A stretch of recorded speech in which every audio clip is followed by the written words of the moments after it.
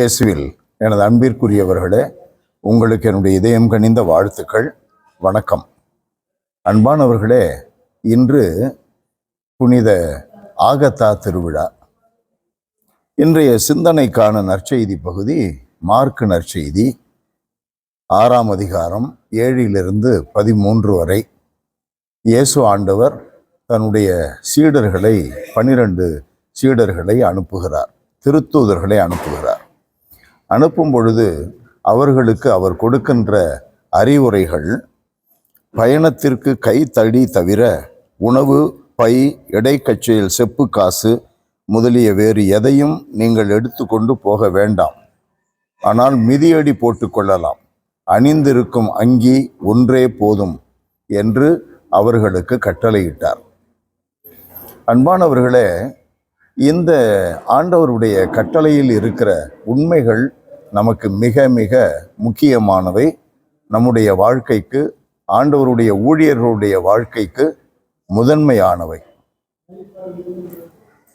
பயணத்திற்கு கைத்தடி தவிர உணவு, பை, இடைக்கச்சையில் செப்பு காசு எதையும் நீங்கள் எடுத்துக்கொண்டு போக வேண்டாம்.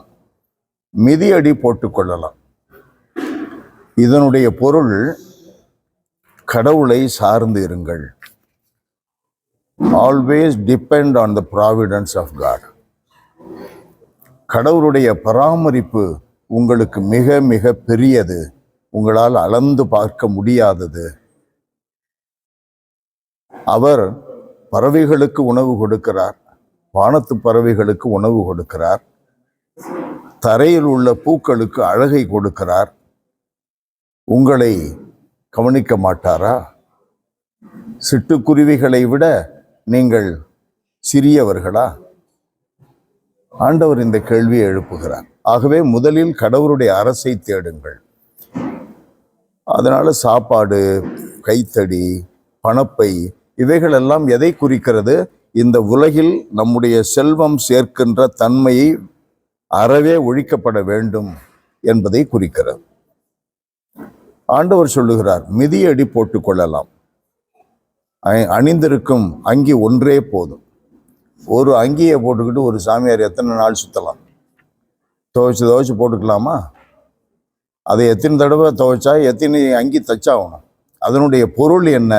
மிதியடி போட்டுக்கொள்வது, நீங்கள் பயணத்திலே இருங்கள், எப்பொழுதும் வேலையிலே இருங்கள், எனக்காக ஊழியம் செய்வதில் இருங்கள், சோம்பி திரியக்கூடாது. பிரைவேட் ஒர்க்கு, என்னுடைய பிரைவேட் ஒர்க்கு அப்படின்னு சொல்லிக்கிட்டு வீட்டுள்ளே இருக்கிறது ஊழியர்களுக்கு அழகல்ல. குடும்பங்களை சந்திக்க வேண்டும். ஆண்டவர் சொல்லுகிறார், ஒரு வீட்டிற்குள் சென்றால் அங்கிருந்து புறப்படும் வரை அவ்வீட்டிலேயே தங்கி இருங்கள். அதுதான் நம்முடைய பங்கு.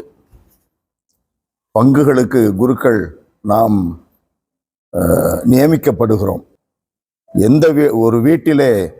ஒரு வீட்டிற்கு சென்றால் அங்கிருந்து புறப்படும் வரை அவ்வீட்டிலேயே தங்கி இருங்கள் என்றால் அதனுடைய பொருள், நமக்கு கொடுக்கப்பட்டுள்ள பங்கில் செய்வதற்கு தயாராக இருக்க வேண்டும். நேரத்தை கடத்தி கொண்டு போகக்கூடாது. ஆகவே எப்பொழுதும் அங்கே இருந்து வேலை செய்வது. மிதியடி போட்டுக்கொள்ளலாம் என்பது பயணத்தை குறிக்கிறது, வேலையை குறிக்கிறது. அணிந்திருக்கும் அங்கி ஒன்றே போதும், எளிமையை குறிக்கிறது. நம்முடைய வாழ்க்கையில் எவ்வளவு எளிமையாக, ஜஸ்ட் மினிமம் நம்மள்கிட்ட இருந்தால் போதும். அன்பு நிறைந்த எங்கள் ஆண்டவரே, எங்களுடைய ஆயர்கள், குருக்கள், அருட்கன்னியர்கள், இதுபோன்று உமக்கு ஊழியம் செய்கின்ற அனைவரையும் நிறைவாக ஆசீர்வதியும்.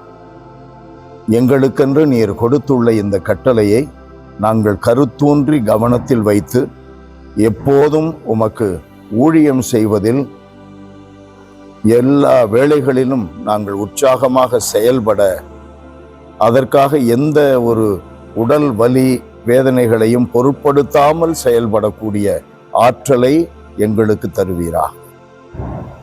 ஆண்டவரே, எங்கள் மீது இரக்கமாயிருந்து எப்போதும் உம்முடைய பராமரிப்பையே நம்பியிருக்கிற உம்முடைய பிள்ளைகளை உம்முடைய அன்பினால் நிரப்பும், உம்முடைய ஆதரவினால் நிரப்பும்.